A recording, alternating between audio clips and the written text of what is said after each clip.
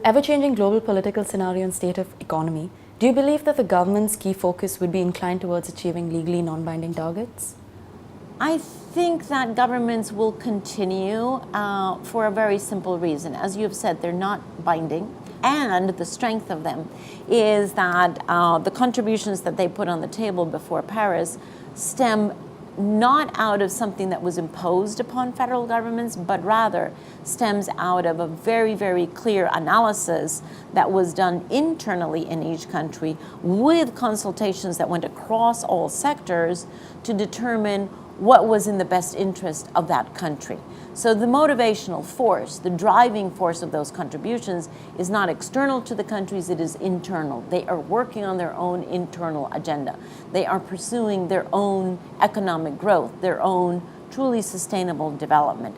And that actually, I would argue, is a much more powerful driving force than anything that would be externally legally binding, from which they would be able to retreat anyway, or they could pay a fine.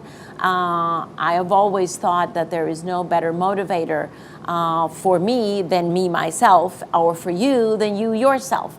If somebody imposes something on you, you are likely to think 3 times about whether you really want to do it. But if it comes from you, you have a powerful driving force. And that is the situation that we have under the Paris Agreement. And this is not dissimilar to, I suppose, your response to the United States. Exactly. Unfortunately, that was the spirit that with which we constructed the Paris Agreement, having learned from the collapse of the Copenhagen negotiation that was very much of an imposed top-down obligation.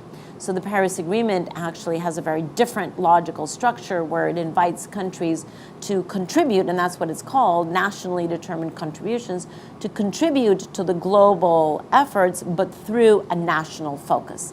And that makes the Paris Agreement actually a pretty strong and long-lasting agreement.